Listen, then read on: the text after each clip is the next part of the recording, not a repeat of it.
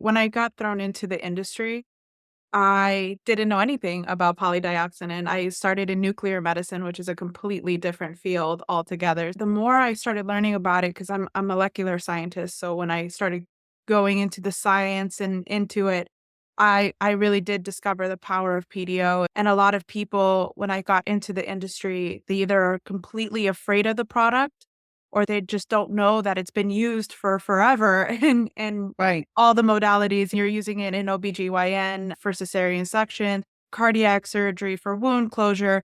I came into the field and had to read all these white papers, working with plastic surgeons, working with nurses, and just getting all this information. It's quite overwhelming. At one point, you just want to put it aside and think about anything else that's easier or just, let me just think about Botox or filler. But PDO is, Well, in plastic surgery, I've been around long enough to realize that we've been using PDO structure and suture material for a very long time, and it's safe.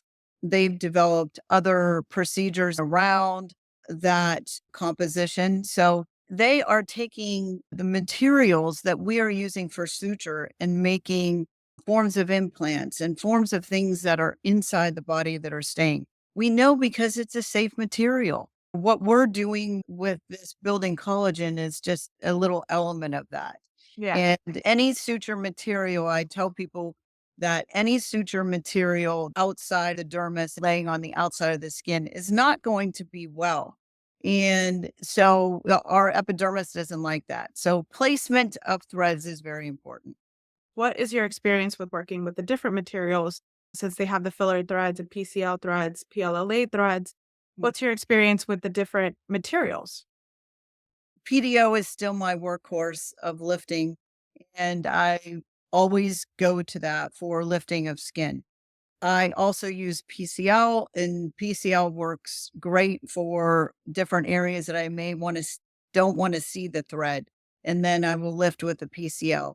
When it comes to collagen building, I use a combination of all three threads, all three different types, which is PCL, PLLA, and PDO. I combined those materials and I have not had any problem with combining those materials, creating hashtags in skin, and that will actually build collagen for a longer time and patient selection depending on w- what the problem is. And if it's crepey skin, if it's thin skin, whatever, I may be choosy upon which material I'm going to choose. But I'm not afraid of any one of those materials, and I've used them in combination with huge success. Um, I am very diligent about taking before and after photos. Plastic surgery has taught me that you really have to take your good before and after pictures, make sure that it's the same lighting and all this sort of stuff. We take pictures every 4 months with people that have threats. That is a protocol. If I discover that somebody's not building on PDO, then I'm going to switch to maybe some PCL and combine PCL with PLLA. Or I'm just going to try PLLA. Different people respond to different things, just like all of our other aesthetic modalities, like Botox. And we have 5 different Botoxes on the market. Maybe somebody will respond a little bit better to one versus another. Yeah. So maybe changing that path and doing a PLLA or a PCL may be a little bit better for the patient.